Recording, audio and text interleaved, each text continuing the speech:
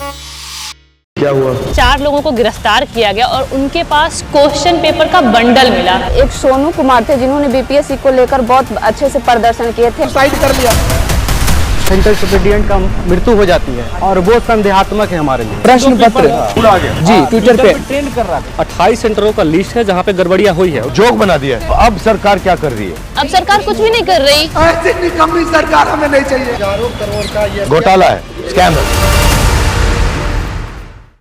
क्या हुआ? 13 को परीक्षा होने वाली है तो बच्चे 2 तारीख को कॉल लिए कि हम लोग कम से कम आयोग को बोलना चाहिए कि क्या है। उस समय कुछ नहीं हुआ। 6 को बच्चे आए, पूरा पिट गए, उसके बाद भी आयोग कुछ नहीं। शाम को बताती है कि नॉर्मलाइजेशन नहीं होगा। पहली बार ऐसा हुआ है ऑफिशियली प्राइवेट शिक्षकों को बुला करके इन्वॉल्व करके और डिसीजन ली है आयोग ने, जो कि बिल्कुल नहीं होना चाहिए।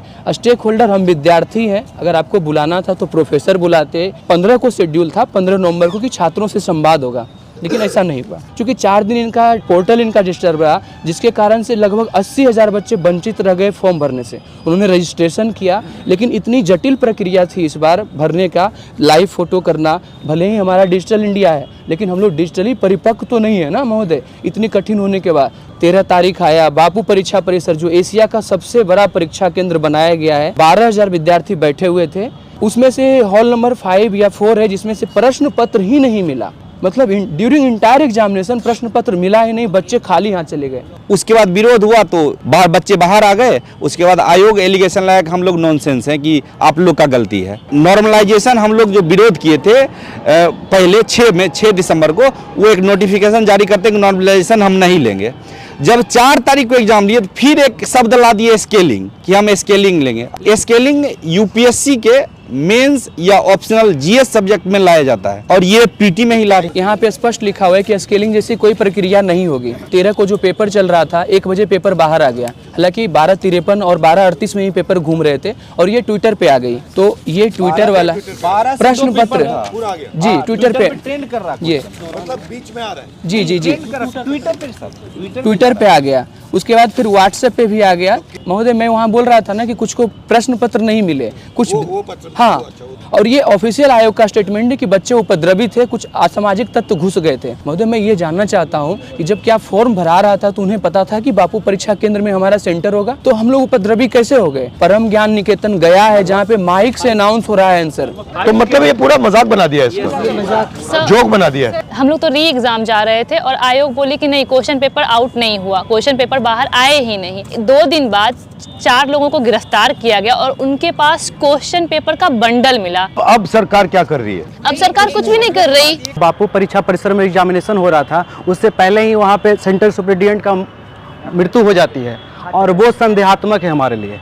जबकि हम लोग पिछले 18 तारीख से गर्दनी बाग में बैठे हुए थे। आपकी क्या सोच है कि ये पूरा सिस्टम कोलैप्स हुआ है? हजारों करोड़ का ये घोटाला है, स्कैम है। हजारों करोड़ का स्कैम है और हम सिर्फ इतना कहते हैं कि री एग्जाम हमको करवा दीजिए। और सीएम आपसे बात क्यों नहीं कर रहे? ये बिहार के अंदर में एक रैकेट चलता है, जो कि पूरा का पूरा एसएससी का पेपर हो, एनटीपीसी का पेपर हो, दरोगा का पेपर हो, बिहार पुलिस का पेपर हो।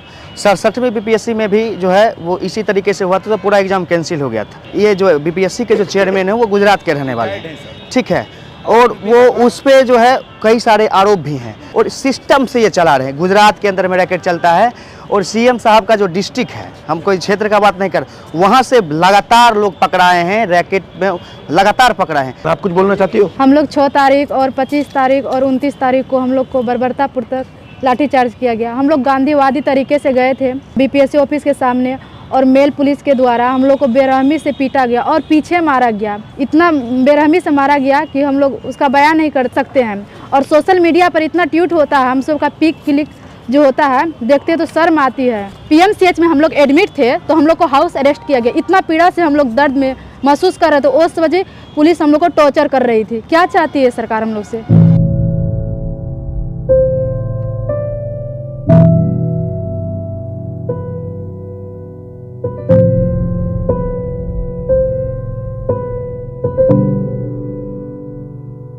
सर बीपीएससी चेयरमैन का कहना है कि एक सेंटर पर गड़बड़ी, जबकि सर मेरे पास 28 सेंटरों का लिस्ट है, इसमें 22 और दे दीजिए। 28 सेंटरों का लिस्ट है जहाँ पे गड़बड़ियाँ हुई है विथ एडमिट कार्ड।